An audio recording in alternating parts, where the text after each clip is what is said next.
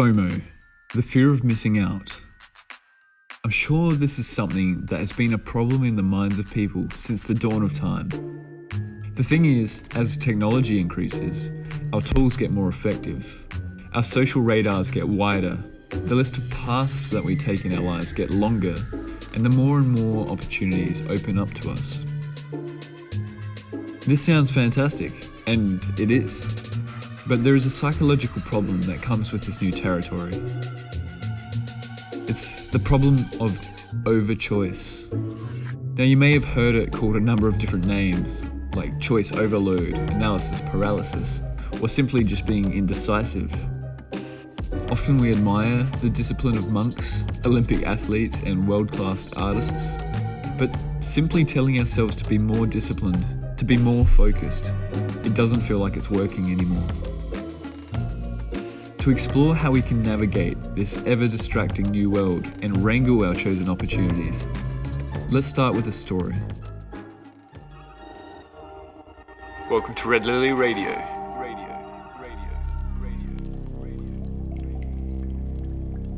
Susan was a government-contracted plumbing engineer in the southwest quarter of her city's central business district. She was used to stalking the water supply systems under city streets and behind forgotten walls and corporate towers around the block. She didn't mind the lack of sunlight or the constant hum of the machinery.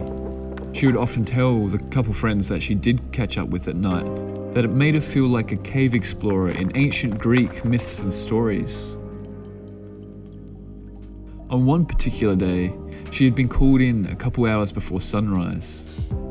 On this day she was Odysseus, and her polyphemus was a sprawling water pipe network under the city's main bank. The system's central hub had malfunctioned, turned hostile in a way, and it was diverting water into too many pipes all at the same time. Half of the pipeways that the water was flowing down didn't lead anywhere significant yet, and so gallons of water was being lost every minute. While this wasn't causing any explosive damage yet, it meant that the water was being spread far too thin, and without enough water for the employees and customers, all the local businesses across the city would falter. Leave the water supply low for too long, and the economic damages really start to multiply. She knew the solution straight away. She pulled out her phone with her calloused hands and she called her team. She told them that they would have to quickly cut off all the unused pipes. This way, the water current would be re-diverted into the important pipeways and the city would be able to prosper again.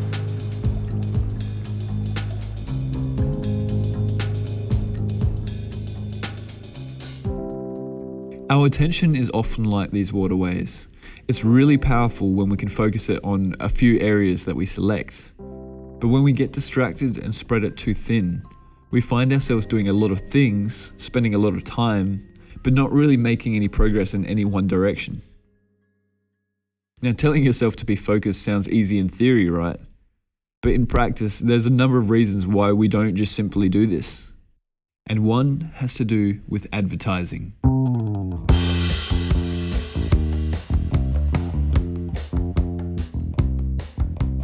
I recently saw an advert for a university which showed a young man running after his train that he had missed, while having the words "Life moves fast" block printed on screen, urging our young potential applicants to apply for uni before they miss out.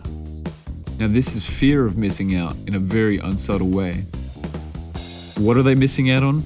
Well, the advert doesn't even really need to specify what the viewer is missing out on. It just needs to make them feel like they are missing out, and their minds will fill in the rest. Now, the fear of missing out is a very effective marketing technique that has proven to work quite consistently.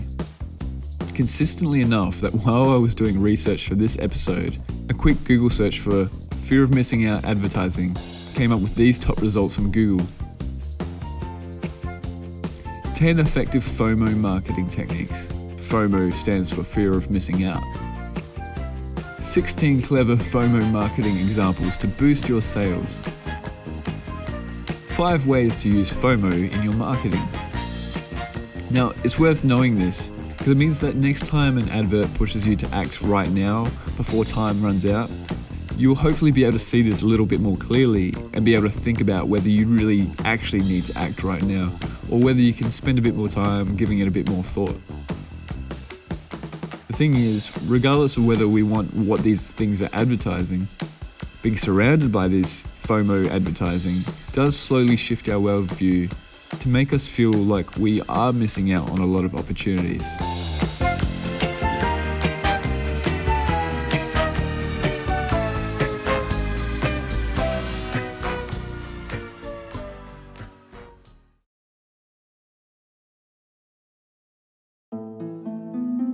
If I ask, have you ever fallen down the YouTube rabbit hole? Chances are that you know exactly what I'm asking.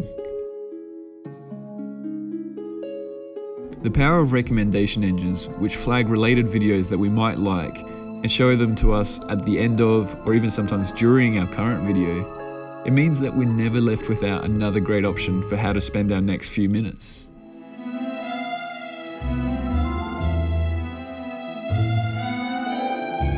Now this all starts from the front page too, with YouTube's carousel of recommended videos, specifically tailored for you based on a myriad of factors that go into their machine learning algorithm, all based on your recent viewing.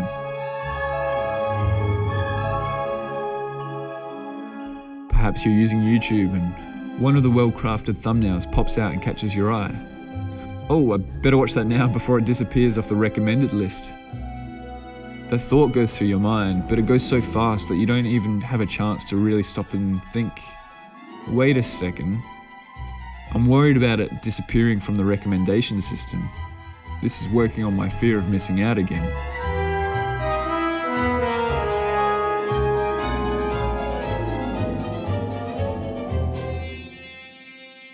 The thing is, the internet's ability to empower so many creators around the globe means that much of the time, these recommended options aren't even bad options.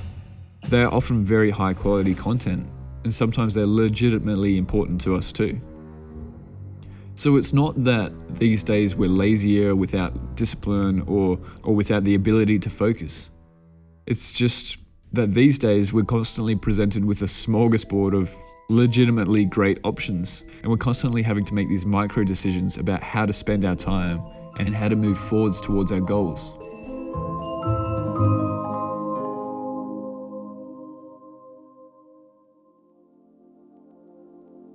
This isn't just with YouTube videos though.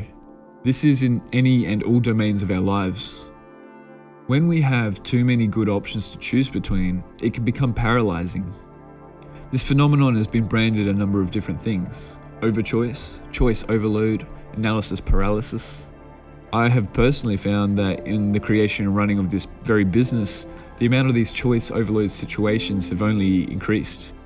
Which platform should we use to best reach our audience? Should we be doing articles? Should we be doing podcasts? Should we be doing videos? What should we show in our advertising? What projects should we devote ourselves for the next coming months? And while research is important before any decision making, there have been times that I've become very stressed out and paralyzed by trying to find the best option, by trying to figure out which one is the right option.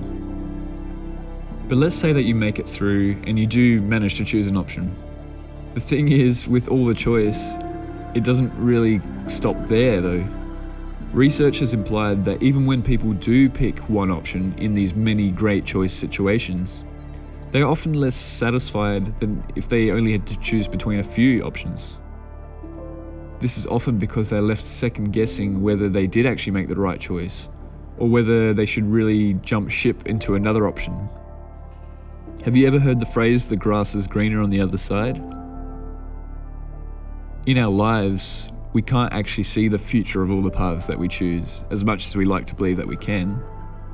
And with the complex arrays of pros and cons attached to each option, there will always be times where the grass appears greener and when another option does seem like a better option. And this is especially true when we're going through the tougher or more frustrating periods of the path that we've chosen. These fluttering questions about other potential opportunities will always come into our lives no matter what we choose. Always distracting us from our current project, from our current relationship, from our current journey.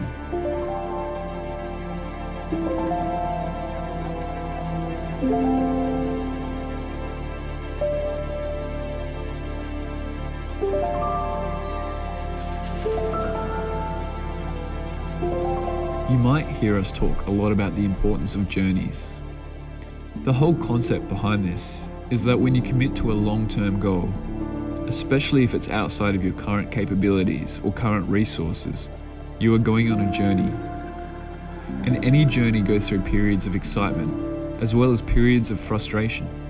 This is just simply the process of growing our lives into something greater and more fulfilling. The end of the journey is always on the other side of your current limitations. And that's part of the beauty of it. The problem is that when you come up against these limitations and these frustrations, if you're still surrounded by these other great options, they often seem like a really good time to jump ship. They often feel like they're going to be much easier than whatever you're currently working on. Now, sometimes this may be a good option, but keep in mind that a person that is always jumping ship and always changing direction, they never really move that far in any one direction. And I can assure you that I'm speaking from a lot of personal wrestling with this issue when I say it can become incredibly demoralizing and disheartening.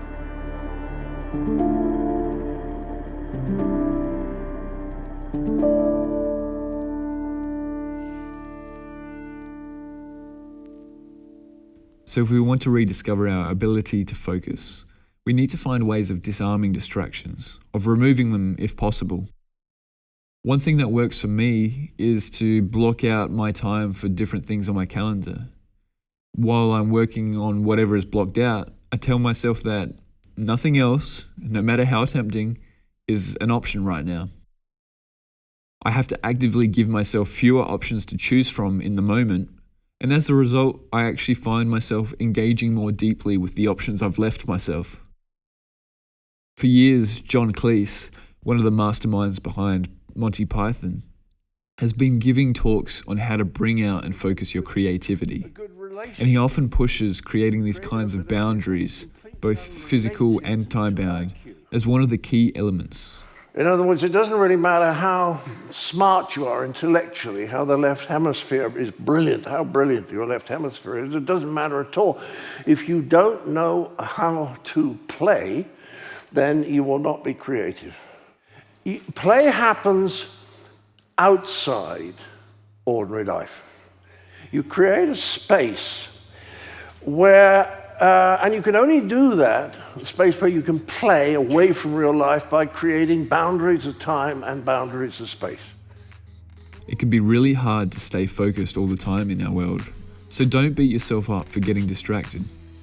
But realize that as we do grow better at shaping the water current that is our attention, and focus it on the few areas that really matter, we become a powerful force in this world, a force of change, a force of creation, a force of whatever it is that you decide to focus on.